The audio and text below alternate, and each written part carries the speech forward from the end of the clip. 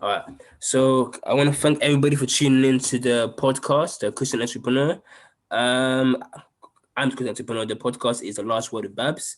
I am here with a special guest, another author on my. I'm here. I'm a guest. She's from Chicago, the US, and she's doing really well, helping a lot of people, adding a lot of value to people's lives. And I'm really happy to have her on to go and discuss her journey, how she started, and how she's helping people as well. So yeah, Terry, Hi, Babs. How are you? I'm good. I'm good. I'm good. Thank you. I'm good. I'm good.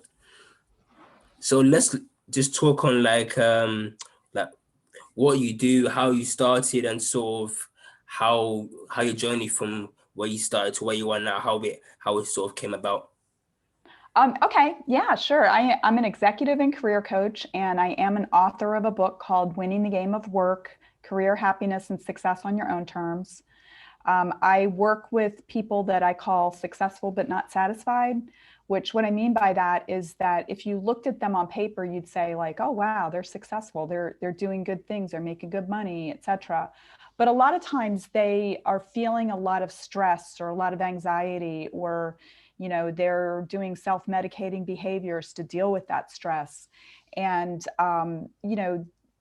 they really could be having the same impact by maybe putting less effort in, right? So, using more leverage, working smarter, not working harder. And so, I work with people to help them find that sweet spot where they can be successful, but they can also be happy and satisfied with their lives and careers.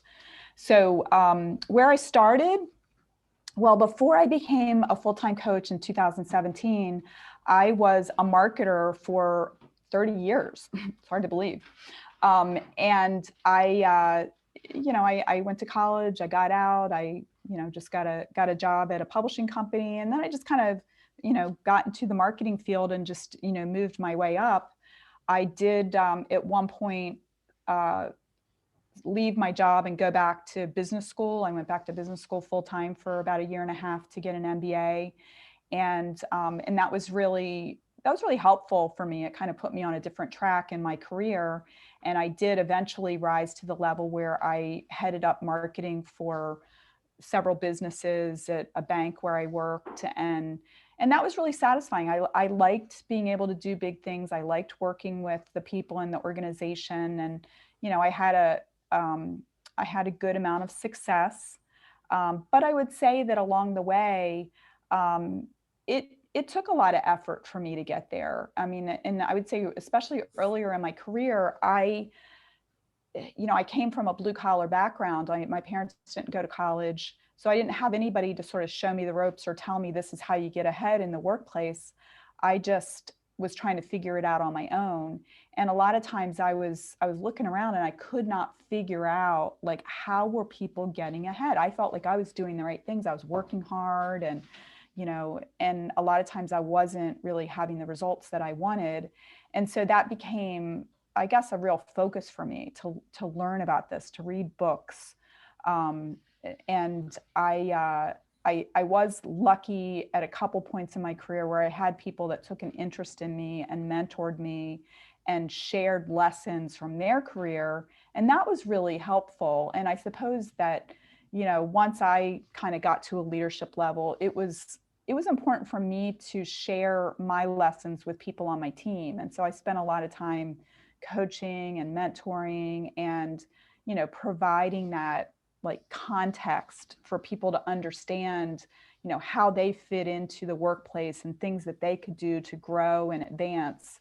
And I found that very satisfying, just on a personal level, but I also found that it was just smart on a business level too, because when you can encourage people to show up fully and make it safe for them to try their hardest and, maybe sometimes make mistakes, but to feel like they're not going to be, criticized or put down or anything if they are trying hard and they make a mistake. And then, people feel empowered to bring their best. And, if you're leading a team and everybody's bringing their best, it can't help but help me, be recognized as a good leader, and help me meet the goals that I needed to meet as a leader as well. And so to me, it just made sense to do it that way. And then that is basically, well, I guess I'll tell you the part about the last company that I worked for. I worked there for 12 years and I had 4 jobs while I was there. Wow. And the company was not a US company. It was based in Canada. And as time went on, they were sort of like moving more and more of like sort of the decision making to Canada. And as me being there for 12 years, I kind of looked around and realized that there weren't a lot of opportunities for growth for me within the organization. And probably the last couple of years that I was there, I was feeling like I wanted more. I wanted something different. And so that got me thinking about, what am I good at and what do I like to do? And so I reflected on, my role as a leader, and I recognized I really did like that coaching and mentoring aspect of being a leader. So I decided to, kind of do something a bit different. And I went and got a coaching certification. And so what I do nowadays is, I definitely take into consideration that 30 years of experience that I had in the corporate world, but I'm also, meeting my clients where they are, helping to understand what's going on, and then, co-creating with them a roadmap to get to their own goals. Yeah, I think that's really good, because I think a lot of people struggle with, like, they need like a mentor, they need a coach, or they need another person to sort of bounce off ideas, or help them in certain things that they can't see, or visions that they can't envision, and they need somebody to sort of help them, guide them through that pathway. And I think that's what a lot of entrepreneurs and people need, because you can have a team, but the team environment can be quite stale if it occurs for a long period of time. So I think either some people have those issues, or some entrepreneurs are sort of doing it by themselves, or they're sort of creating content and doing stuff themselves, but they may want another person to bounce off ideas, or help them to sort of get to the next stage that they're sort of trying to get through. So I think what you do is quite interesting, because I think not many people do that, or have that sort of talent to go and help people in those sort of environments, and help them sort of grow in their business and in what they're trying to do. So I Yep. think it's really good to what you do, for sure. Yep. It's interesting because, I do work with business owners, and I also work with people that work in the corporate environment. And one of the things that I've noticed with business owners is that, there's a lot of pressure on the shoulders of business owners, right? Because Yeah. if it's their company, everything is their responsibility. And a lot of times, they may feel hesitant to delegate, or they may not understand what some of the best practices are. And especially, I've worked with people that, never really had a job, like they just started a company. And so they don't know some of the best practices that, somebody like me who worked in the corporate world for a long time, there's a lot of best practices that you just sort of absorb when you're in that environment. And Yeah. for people who have never been in that environment, they might not realize, like, oh, I could create a process for that, or this is how you go about training or setting the level of expectations. And so I think that it can be helpful for people to have a sounding board. And one of the other things I say, and I mean, this is for business owners or other people too, is that, we just kind of go through the world being ourselves. And sometimes we don't get, like, well, I say you can't read the label from inside the bottle, right? Like, we're Mm. just walking around being who we are. And sometimes it can be hard to see ourselves the way that other people see us. And that could be a negative or positive thing. Like, I've worked with people that had amazing, like what I would call amazing superpowers. Like, they're very quick to process, or they are, they're really good at building relationships, and it's just natural for them. And a lot of times they don't realize that it's a superpower, and they'll be like, oh, it's no big deal, anybody can do this. And I'm like, no, not anybody can do that. And so sometimes they'll undervalue themselves. And then the flip side of that, of course, is that sometimes, maybe somebody's very direct, right? Like they just cut to the chase. And they just think, like, maybe some people take that really well, and they're like, oh yeah, I like them because they just cut to the chase. But they may also be like intimidating other people that they actually need to collaborate with, and maybe they don't understand why they don't have a better relationship with that person. And so sometimes, like, having somebody that holds the mirror up to say, like, okay, being direct is good in certain situations, but maybe if you're dealing with somebody that's very introverted, you might want to dial it back a little bit and see what you could do to, create a more effective, like, closer relationship. Yeah. I think that it comes back to what you're saying before, where you're saying to work smarter, not harder. And I think it's a thing where even with me, for example, when I'm trying to grow my brand and stuff, I'm at a stage where I'm trying to like grow a team. I'm trying to get people who can help me with certain skills that I may be doing. I'm not as strong as maybe they are, and I'm trying to incorporate their talents and their skills to to my brand, so it can be more noticeable and more better to the public, I guess.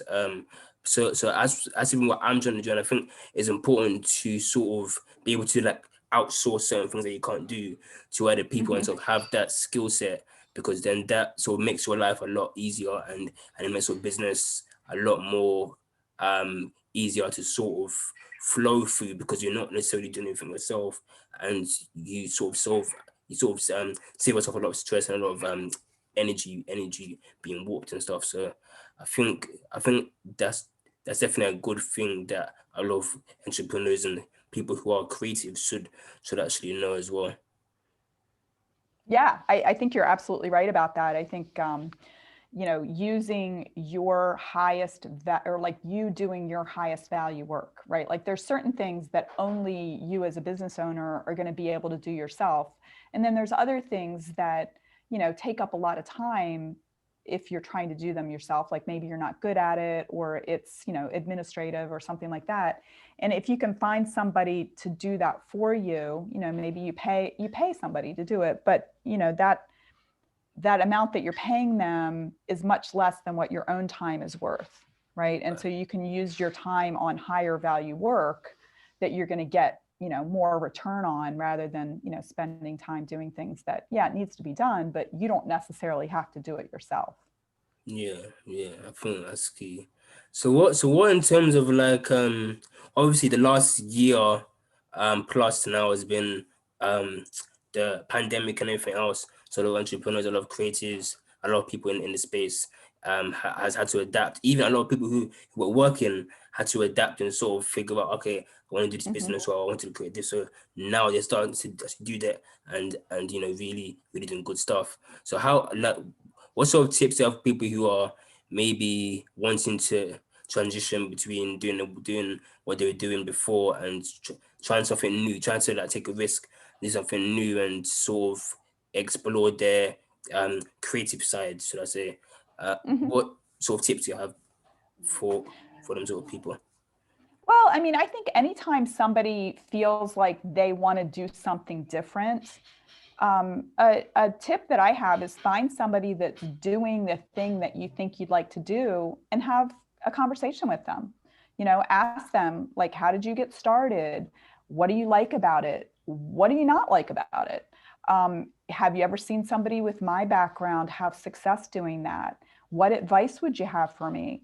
Is there anybody else that you could introduce me to that would be good for me to talk to?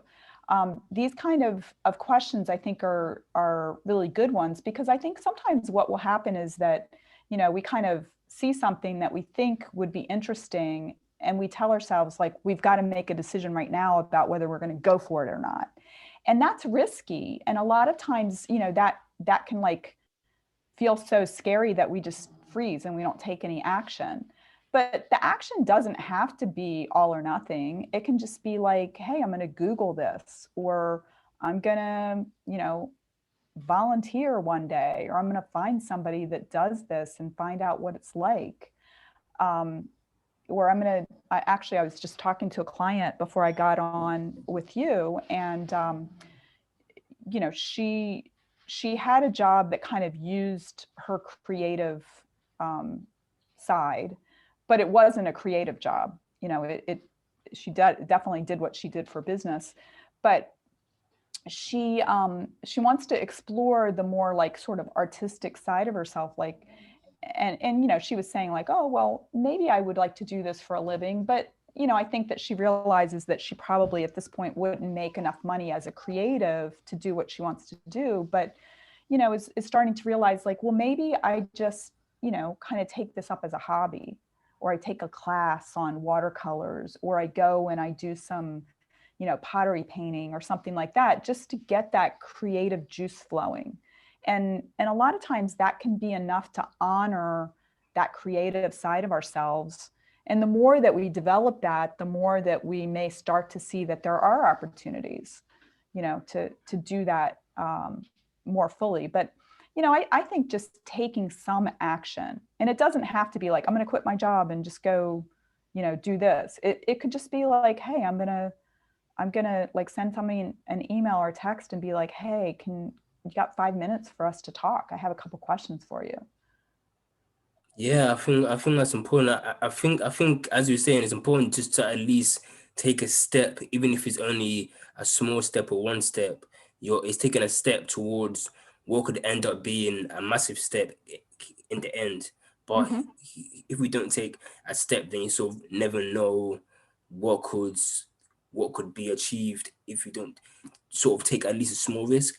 Mm-hmm. Because I was talking to um a friend yesterday in a group chat, because we also doing like podcasting and stuff like that as well, and he was saying how he's like in between doing so many stuff between his work life and him doing like music and stuff, and he wants to do music because he loves doing music and rapping and stuff, but he has this other life of work and stuff that he has to get done and stuff. So we we as a group was telling him it's important for you to pick one that you really love doing and stick to doing that and focus more on that, because then you sort of get more enjoyment and you sort of feel less stress if you're focusing on what you love to do, and that thing could take you to places that you never thought could take you. But if you're trying to juggle doing that and between doing your work life, then it can be a challenge because you're in between doing two things. So you're not giving one thing your full attention. You're giving two things. Um, 50% here, 50% there, and it's not fully to the max of what you can do. So I think even that was interesting because a lot of people um a lot of people take take away what they may want to achieve, and at the end of their life, they may feel, oh, I could have achieved so much doing this had I just taken that step, as you say, that risk, and I could have achieved so much more than what I achieved. But they end up maybe living a good life still, but not a life that they really feel, okay, I achieved so much doing this and it really helps many people. But they maybe had had a limit or a cap to what they could have achieved. Mm-hmm. Yeah, I mean, I think that a lot of times we can get tuned into what other people think success looks like, and Yeah. maybe Yeah. like go after like, oh well, if I work for this company or if I have this title or whatever, that other people are going to think I'm successful.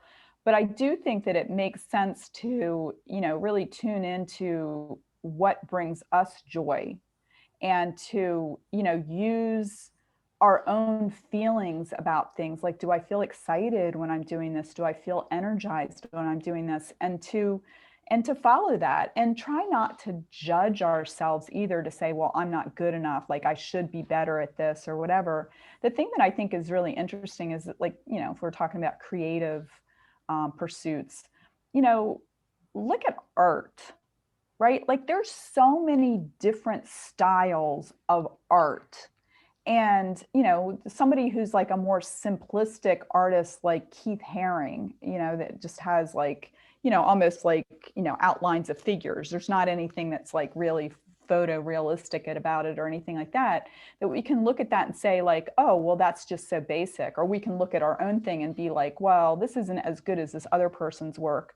Well, like in whose mind, right? Because Yeah. like, Keith Haring as an example, like his style appealed to people, and whether it took, a high level of proficiency to be able to like paint in the way that, Rembrandt did or whatever. Yeah, it's a very different style, but some people like that. And same thing with music, right? Like there's some um, musicians who are extremely technically gifted. And then there's some people that are very basic and people like them, that they just, they want to hear them, even though maybe they don't have like a huge range in their voice or they're not the best guitarist or whatever, but people like them, right? Yeah. And that's okay. That's okay. We can all just show up as we are. And, if we accept ourselves for, the gifts that we have. And it's pretty amazing sometimes that like once you put yourself out there, that there will be other people that come along and appreciate what is unique and special about you. And the flip side of that is that, yeah, not everybody's going to like you, but don't let that stop you. you know Yeah, yeah. I was even seeing something on YouTube with a guy who did he does like a football freestyles. hmm And basically he does it on YouTube, TikTok, and that type of stuff. And he's really big on there. And he's saying how his journey of how he started, and how he sort of gets a lot of hate from people online and stuff. And he was saying how um creative side appeals to like a large amount of people, so not just old people but young people, people that in the 30s, 20s. But he was saying that a lot of people don't like what he does, or feel that it's fake or whatever, or feel he's a hmm fraud or whatever. But I think the amount of people who would like what you do and love what you do would always outweigh the people who hate what you do, or don't like or respect what you're doing. So I think it's important to always focus on the support that you could get, or that you get already from what you're doing, and to not necessarily focus too much on the people who don't agree or don't like what you're yeah, doing as well. exactly. Those people that don't like you are not your people. Mm, And the people that do like you are your people, yeah. right? And why focus on people that don't appreciate what you're doing? Like we're not here to be all things to all people. Mm, We're here to, I think, step into our full potential and to mm, share our unique gifts with other people. And I really think it's kind of funny to think about the fact that in reality, nobody has the right to judge us, right? Because nobody really knows what our purpose is, mm, and if we're going to live a full life, our job on this earth is to figure out as much as possible what's my purpose, yeah. right? And then once you figure that out, go live it, and don't let other people stand in the way of what that is. And don't let people, a lot of times I think when people are critical, they're actually envious of the freedom and, you know, somebody just doing what they feel is the right thing to do. Yeah. And those people are envious of that. But we all have the ability to, we can validate ourselves. And sorry, my dog is starting to whine at me. Go out there. No, no. I think what you're saying is so good, and I think we don't have many people who think that sort of way. That's why I love connecting with other people who are doing well in their field, the industry, if that's creative or if that's in the corporate space, or whatever sort of space. I just love connecting with new people who sort of have a different mindset and a different viewpoint on certain things that maybe I don't. Because I think you can always learn and sort of and sort of take notes on what other people think as well. So I think that's important to always have a passion for what you're doing, and don't let other people uh, uh stop you from achieving what you want to achieve, for sure. Yeah. Yeah, exactly. And I think that if you look around at, a lot of the people that we hold up as people that we admire, a lot of times they have been like the first person that has done the thing that they've done. So there wasn't, if they went by conventional wisdom, they would have said like, oh, well, I can't do that because nobody's done it before. But Yeah, maybe that was their purpose. yeah, That was their purpose to walk that path.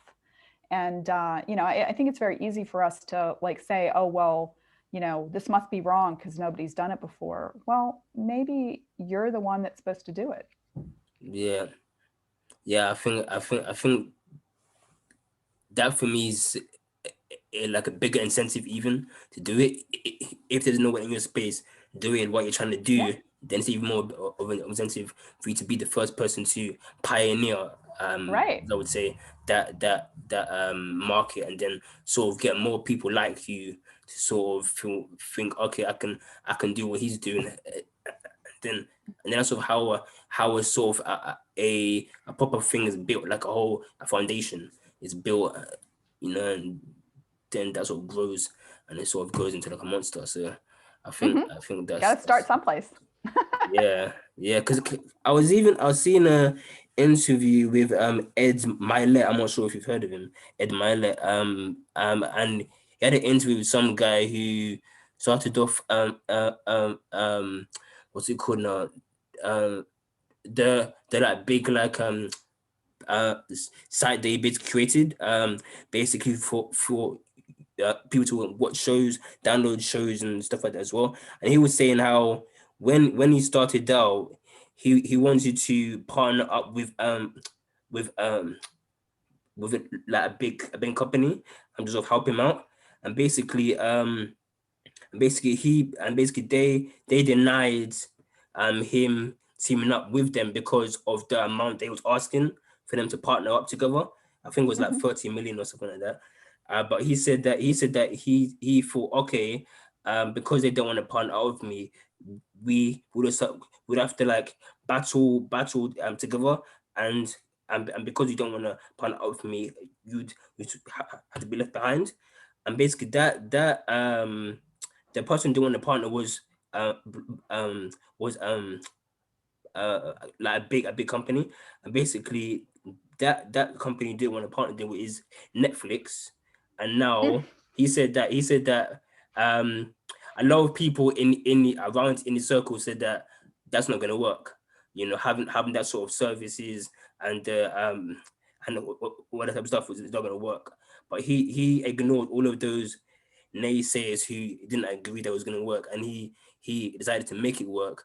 And now I think he said in the interview that it's worth like 20 200 million, Wow. some crazy number like that. So it's like he ignored all of those naysayers who didn't agree, and that company who didn't want to partner up with him has been left behind, and he's Mm-hmm. now like the pioneer of, well, wasn't the pioneer, but he's the last one standing, should I say, of that Mm-hmm. of the actual brand. So it's crazy. Yeah, well, it's like if you're not going to believe in your own vision, and then why should anybody else believe in it, right? And sometimes I think that people can be sort of farther along on the curve in terms of like seeing the possibilities. And I will tell you that a lot of times when I'm coaching people, and this is like in a corporate environment, but sometimes people will come up with ideas very quickly, and they're good ideas, but when they share them with others, the other people, they're not as fast of processors, or they're not as visionary. And so when the person that is like the creator shares the idea and they get pushback or resistance, a lot of times they start to doubt themselves.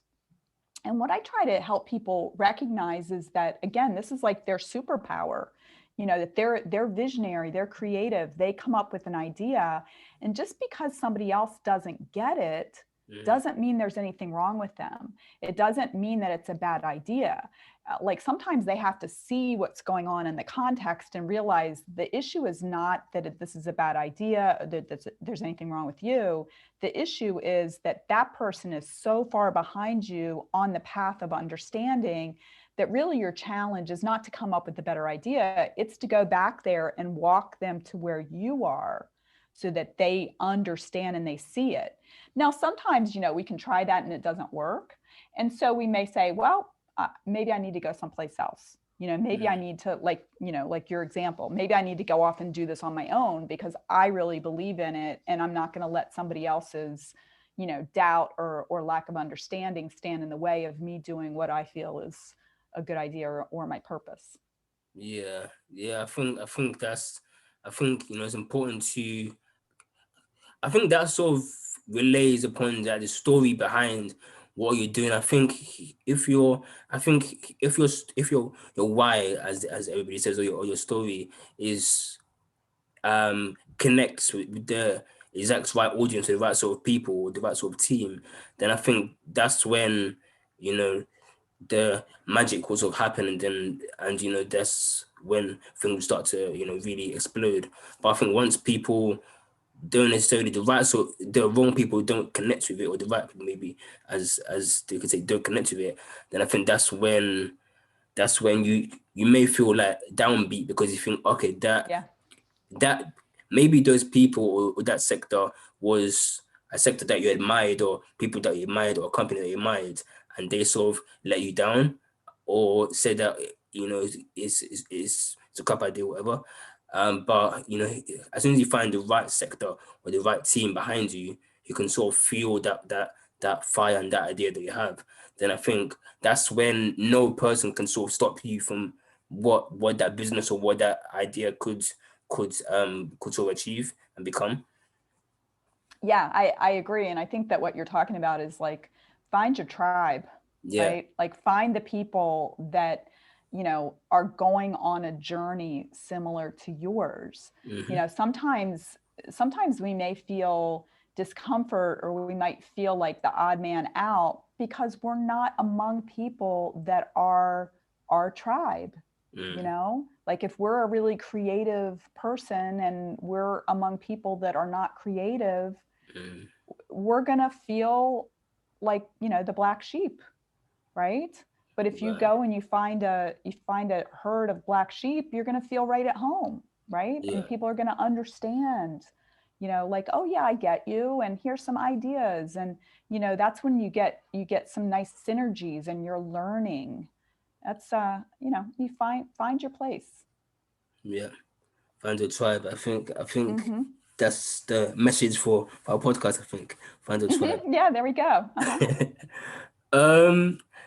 Yeah. So I'm most interested to like see like what's the like career sort of aspect in Chicago, the entrepreneurship vibe, if that's a word, over there. Because because I've had one person obviously in the US who's been a guest who told me about how it is in the US and how it is where she is and everything else. But I think is really intriguing, because obviously you sort of have one aspect or one sort of viewpoint from where you are, Mm-hmm. or from your own area or place or country. But Mm-hmm. it's always nice to have a different perspective from where you're from, out of the US, or abroad or wherever. Yeah, yeah. I moved here to Chicago in 2005 from North Carolina, and I, it's interesting because I lived in a medium-sized city in North Carolina. It's about 150,000 people, and I was there for about 9 years, and I worked for a bank there, and it was good, But I think what happened was like I sort of outgrew my position there, and when you live in a smaller city like that, I mean, not that 150,000 is like super small, but they had a number of large corporations, but there wasn't a lot of variety, right? So like it wasn't like there were three banks. There was like one bank that you could work for. And so moving to a city like Chicago, where there's a lot of corporations, there's a lot of jobs, there's a lot of, like the financial sector, which I worked in. I was in marketing, but I was in the financial sector. There's tons of jobs in that. So, there's a lot of opportunity there. But Chicago is also, there's a lot of innovation here. There's a tech incubator that's called 1871 that is like right downtown in what we call the Merchandise Mart. It's a huge building. And, it kind of goes back to what we were talking about earlier, where like, these people have found their tribe, right? They might be like a small little startup, but they're in the midst of a lot of other startups, and Yeah. they can like help each other. They can give each other ideas. I've met a lot of people that are business leaders that actually serve as mentors at 18. The name of the incubator is called 1871. Hmm. And the reason why they call it that is that there was a great Chicago fire in 1871, and the city rebuilt. Part of the reason why they call Chicago the second city is because the city was here, it basically burnt down, and then they built a bigger and better city, like a second city here.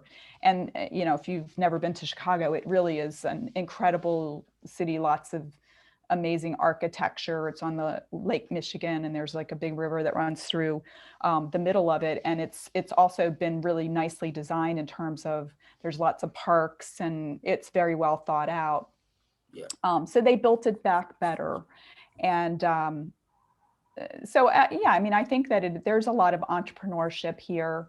And certainly for me leaving the corporate world and going out on my own, I have found my tribe too. I mean, I'm in a mastermind with other coaches, and I honestly think that I probably wouldn't still be doing this if I didn't have that support of other people that understand what it's like whenever you're running your own business. Hmm. Because it can be scary, it can be tiring, it can be frustrating, it can be exhilarating also. But being around other people that understand what it's like on that roller coaster is really helpful, and people that can share ideas or can support you when, maybe you lost a client or something like that. It's really helpful. Yeah, that's why I feel I love connecting and meeting new people, not just in the entrepreneur space, but just in general. 'Cause I think you can learn, as I was saying before, you can learn a lot from a lot of people's stories, like where they came from, how they started to where they are now, and sort of that take little nuggets of what they've learned or what they've got through or their wisdom, and you can sort of use it for yourself as well. So I Hmm. sort of love to connect with other people abroad here, different areas, because I think you can. I think my like social circle. I haven't got a large social circle, but I love to in terms of like the business side. I love to grow that and sort of learn and connect with more people in the entrepreneur space and just sort of either create content together or just learn and just sort of do like a podcast or do different creative stuff together and sort of just learn. Yeah, definitely. Well, I started a podcast at the beginning of this year too. It's called Marketing Mambo, and I wasn't really exactly sure what to expect, but I agree with you, like how cool it is to be able to connect with people like literally all over the world. And it's very exciting. I feel like, I don't, I mean, obviously the pandemic has been a bad thing, Yeah. but there have been some positive things that have come out of it. And I think the fact that, when we are locked down and we can't go out and meet with people in person, like I used to go into Chicago. I live about 20 miles outside of Chicago, and there's a train, commuter train that is like 2 blocks from my house that I would actually, when I worked downtown, I used to take it every day downtown. But under normal circumstances, I would usually be going into the city a couple days a week to have meetings or go to, have lunch or, whatever, different conferences, events, whatever. I would be doing that to network.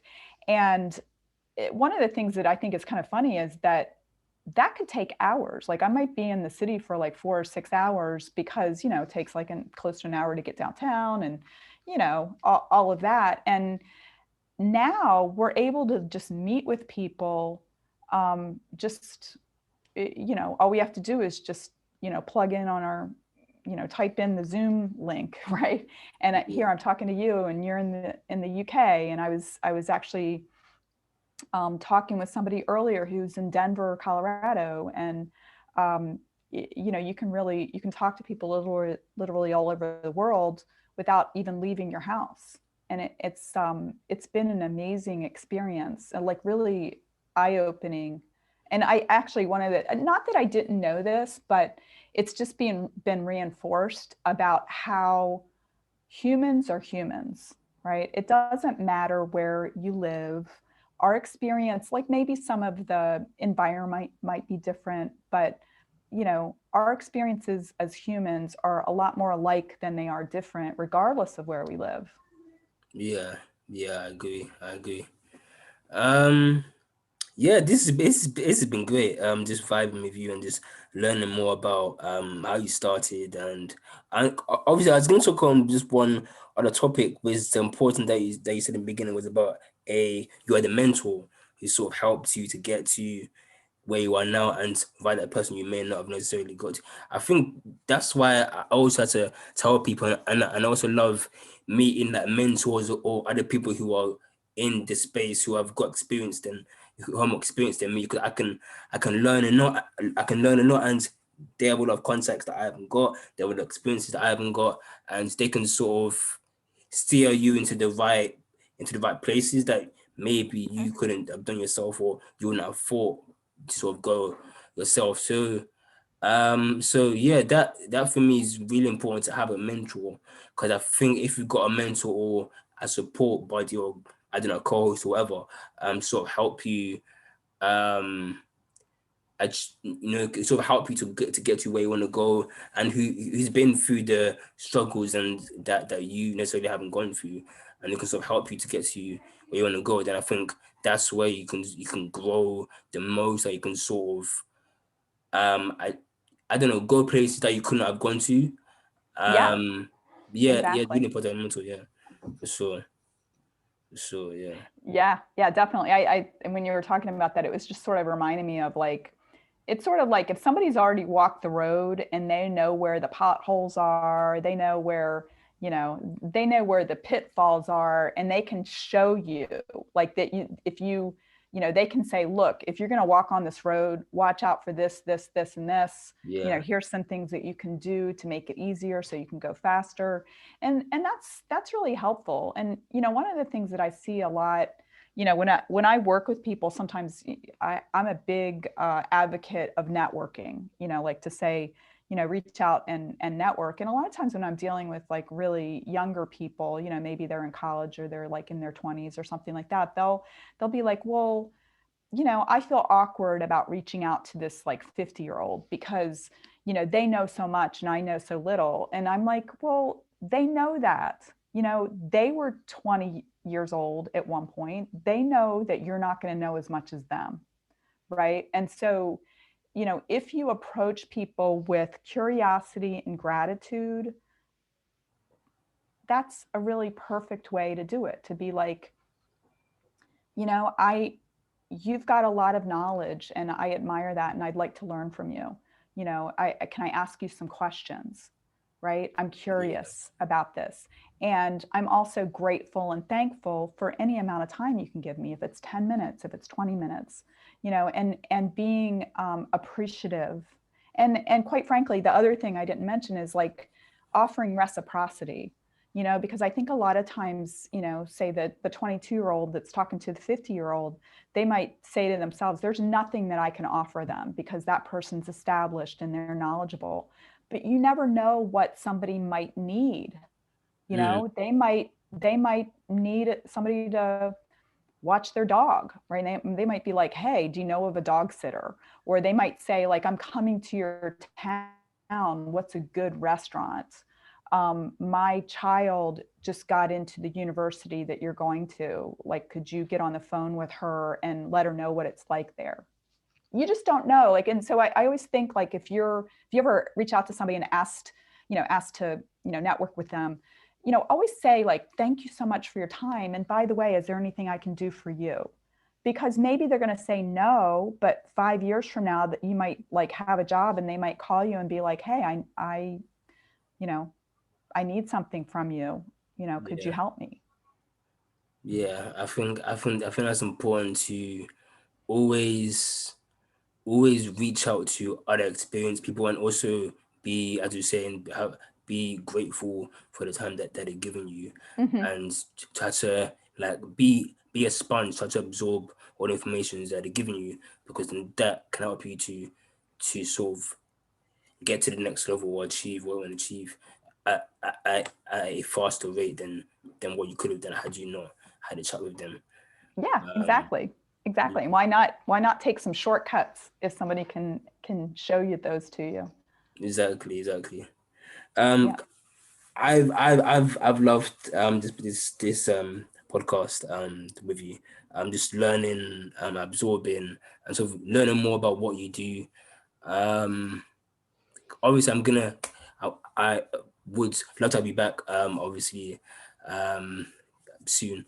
In this year, just to sort of see how things maybe have changed in the entrepreneur space, or any updates or anything like that. I Hmm. think it's important. But yeah, just tell everybody how they can get in touch with you, if you've got social media, or if you've got any links to your businesses Yeah, or anything. sure. Yeah, sure. My website is terrybmcdougall.com. And I think that I sent the links to you so you can put them in the show notes. My, my book, Winning the Game of Work, is available on Amazon worldwide. I am also on LinkedIn. I'm pretty active on LinkedIn, and my handle there is Terry B. McDougall. I'm on Facebook, Terry B. McDougall, and my Instagram is I am Coach Terry, and in between each word is an underscore. Mhm. So, but No, that's I'm most active on LinkedIn. no, that's cool. That's cool. I'm not sure if I got your socials, but obviously I'll tag you and stuff like that in there. And we can sort of connect and stuff as well. Okay, sounds good. Yeah, so I'm really happy to have you on. I know that my audience and everybody's listening, who's tuning in, has learned a lot from you, and they will continue to learn a lot from you as well. Yeah, I'm as I said, they're not the same. I'm happy to have you. I'm happy to have learned more about you and more about Chicago and what it has to offer. At some point, I will go Chicago. Yeah, for sure. And Yeah, and definitely do. It's a so, great city. It really is a yeah, great city. I mean, yeah. I love London too, and I'd say Chicago is, if you like London, Chicago's got a lot to offer too. That's perfect. That's perfect. I really appreciate you doing this. This has been the podcast. Last word to Babs with the Christian Entrepreneur. And I will see you all next time. Thanks, Babs.